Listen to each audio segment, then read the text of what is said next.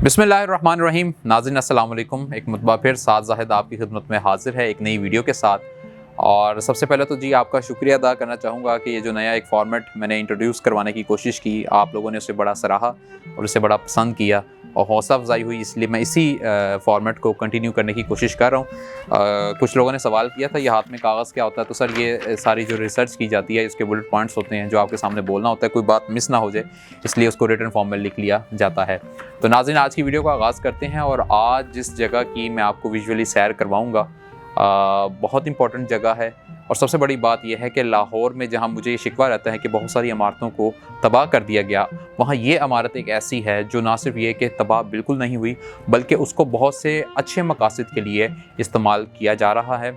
और इस बिल्डिंग का जो नाम है वो है चंबा हाउस। ये इसका जो ताल्लुक़ है वो हिंदुस्तानी रियासत जो हम पुरानी हुआ करती थी चंबा स्टेट, उससे है। और चंबा के बारे में थोड़ी सी बात करते हैं। हिमाचल प्रदेश एक इंडिया का इस वक्त एक स्टेट है, उसके अंदर ये चंबा एक उनका एक कस्बा कह लें या एक हिस्सा है। वहाँ ये उस रियासत की ये बिल्डिंग थी, उसकी तरफ से ये बनाई गई थी। और इस रियासत के बारे में थोड़ा सा आपको बताऊँ कि इसकी जो हिस्ट्री है वो बताई जाती है कि बहुत पुरानी है। तकरीबन 550 ईस्वी जो है इस रियासत की समझ लें कि आप बुनियाद रखी गई। और अगर इसके बारे में थोड़ी सी बात की जाए तो ये एक पहाड़ी इलाका है, इसकी सरहदें कश्मीर से मिलती हैं। तो जैसे कश्मीर खूबसूरत है, इसी तरह बिल्कुल ये चंबा स्टेट भी बहुत खूबसूरत आज भी है और उस वक्त भी ऑब्वियसली हुआ करती थी। और इसमें पहाड़ी सिलसिला पाया जाता है, ग्रीनरी बहुत ज़्यादा पाई जाती है। कहा जाता है कि इस रियासत के ऊपर तकरीबन 67 राजों महाराजों ने कंटिन्यूसली हुकूमत की।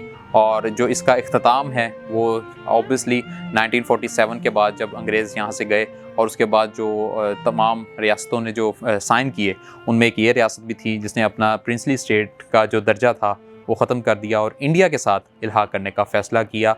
तो 67 राजों महाराजों ने इसके ऊपर हुकूमत की थी। अब थोड़ा सा मैं आपको इस चंबा हाउस की तरफ लेके आने की कोशिश करता हूँ। ये तमाम इसकी हिस्ट्री थी जो मैंने आपसे शेयर की। और 1904 से लेकर 1919 तक राजा भूरी सिंह जो है वो इसका हुक्मरान रहा और उसने इसके ऊपर हुकूमत अपनी जो है वो कायम की थी। और वो यहाँ पर इसमें राजा के तौर पर काम कर रहा था। और उसने अपने लाहौर में रहने के लिए, क्योंकि लाहौर ऑब्वियसली शुरू से ही बड़ा इम्पोर्टेंट रहा है, यहाँ पर राजे महाराजों का अक्सर आना जाना रहता था, क्योंकि अंग्रेज़ों के भी ये बहुत सारी यहाँ पे अहम इमारतें थीं, तो उनसे निगोसिएशन करने के लिए बहुत सारे लोग यहाँ पर आया करते थे। तो उस दौर में इसी राजा ने लाहौर में अपने क़याम के लिए एक रिहाइश का कह लें या एक इमारत कह लें, एक बंगला कह लें, बनाने का इरादा किया। क्योंकि आपको पता है राजे महाराजों की इनके प्रोटोकॉल्स बहुत ज़्यादा हुआ करते थे, इनके साथ पूरे कॉन्वॉय चला करते थे। तो वहाँ पर वो यहाँ पर आके किसी होटल में नहीं रहते थे, बल्कि अपने लिए, क्योंकि स्टेट अमीर थी तो अपने लिए वो खुद ही घर बना लिया करते थे, बंगले बना लिया करते थे। हम देखें तो लाहौर में रिसेंटली मैंने एक शॉर्ट वीडियो भी शेयर की थी हमारे एक और इंडियन स्टेट थी उस हवाले से भी, कि वो वहाँ पर अनारकली के पास ही उसका घर मौजूद है। उसका लिंक भी ऊपर आ रहा होगा, आप उसको क्लिक करके भी देख सकते हैं। बहरहाल उन्होंने यहाँ पर लाहौर में अपने क़याम के लिए इमारत बनाने का फ़ैसला किया। और इस इमारत को बनाने के लिए उन्होंने जिस शख्स का इंतखाब किया वो अपने ज़माने का बहुत बड़ा आर्किटेक्ट था, जिनका नाम था भाई राम सिंह। भाई राम सिंह के बारे में थोड़ा सा आपको बता लूँ, लाहौर की इमारतों को बनाने के हवाले से दो शख्सियात का नाम सबसे ज़्यादा नुमाया है। इनमें सबसे पहले obviously one and only sir Ganga Ram, जिनकी इमारतों की एक लंबी फहरिस्त है, जिनकी सर्विसेज की एक लंबी फहरिस्त है, जिनके ऊपर भी मैं पूरी एक डिटेल वीडियो बनाई हुई है, उसे भी आप देख सकते हैं। और दूसरा जो नाम है जो निस्बतन थोड़ा कम लेकिन बहुत इंपॉर्टेंट, वो भी अपने दौर के आर्किटेक्ट हुआ करते थे, भाई राम सिंह। और भाई राम सिंह ने बहुत सारी इमारतें बनाई लाहौर के अंदर। मसलन अगर मैं बात करूं तो NCA उन्होंने डिज़ाइन किया, लाहौर म्यूज़ियम के डिज़ाइनिंग में उनका बड़ा अहम किरदार था। HSN कॉलेज की बात की जाए, इसी तरह चैरिंग क्रॉस के ऊपर एक बड़ा ही खूबसूरत मार्बल का एक गुंबद नुमा एक इमारत है जिसमें मैं एक वीडियो बनाई है, वो भी इन्होंने डिज़ाइन की थी, जिसमें पहले किसी दौर में क्वीन विक्टोरिया का मुजस्मा हुआ करता था, जबकि अब इसमें कुरान पाक का नुस्खा है। आगे चलते हैं, उन्होंने इस इमारत को बनाया।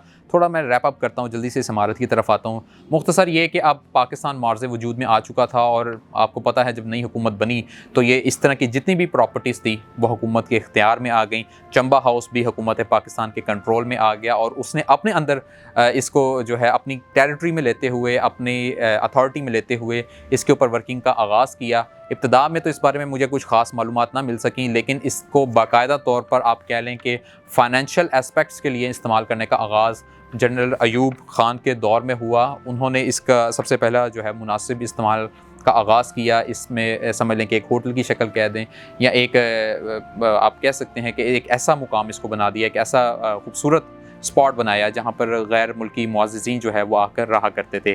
थोड़ा सा आगे चलें, ज़ुल्फ़िकार अली भुट्टो साहब का दौर आता है।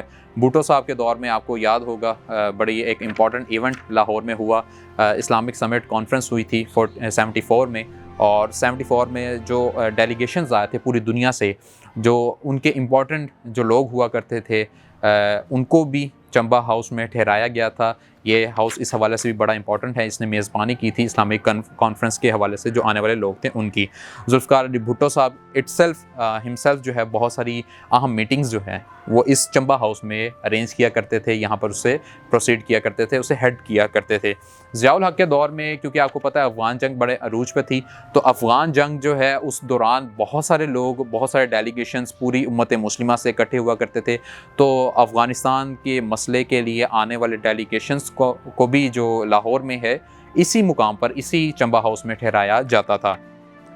मुशर्रफ दौर में अगर आ जाते हैं तो मुशर्रफ दौर में इस चंबा हाउस को हमारे जो इस वक्त सबसे ज़्यादा एक प्रोमिनेंट इदारा है नैब, नेशनल अकाउंटेबिलिटी ब्यूरो, कौमी एहतसाब ब्यूरो, उसके दफ्तर के तौर पर भी इस्तेमाल किया जाता रहा है। और इस तरीके से ये सिलसिला सारा चलता रहा। 12 साल तक बताया गया है कि ये नैब का दफ्तर के तौर पर काम होता रहा।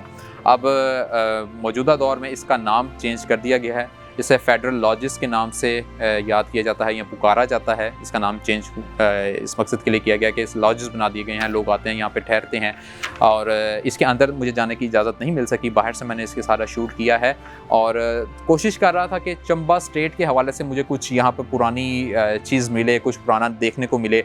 बड़ी कोशिश करने के बाद जो मुझे एक चीज़ मिली वो मैं आपसे शेयर कर देता हूँ। अगर आप इस चंबा हाउस के अंदर दाखिल होते हैं तो इसके मरकज़ी दरवाजे के ऊपर एक आज भी चंबा स्टेट की जो ऑफिशियल स्टैंप है या ऑफिशियल लोगो कह लें, स्टैंप कह लें, वो आज भी वहाँ पर फिक्स्ड है। काफ़ी थोड़ा सा उस पर मट्टी वगैरह आई हुई है, लेकिन अगर आप गौर करेंगे, मैं दोनों तस्वीरें आप सामने आपके रख देता हूँ, आप कंपैरिजन इजीली कर सकते हैं कि यही वो स्टैंप है, यही जो इस वक्त इसके सदर दरवाजे के ऊपर फिक्स है और जिसे देखकर हमें इसके शानदार माजी की जो है वो याद आती है। तो नाज़रीन, आज की वीडियो का यहीं पे इख्तिताम करते हैं और उम्मीद करता हूँ कि आपको आज के इस व्लॉग से और आज की इस वीडियो से चंबा हाउस लाहौर के हवाले से जानने का बहुत सारा मौका मिला होगा। और इसकी लोकेशन जो है डिस्क्रिप्शन में मैंने दे दी है। वैसे GOR 1 में इसकी लोकेशन है, आप वहाँ पर जा सकते हैं, गूगल पे भी मौजूद है, इसको आप विज़िट कर सकते हैं।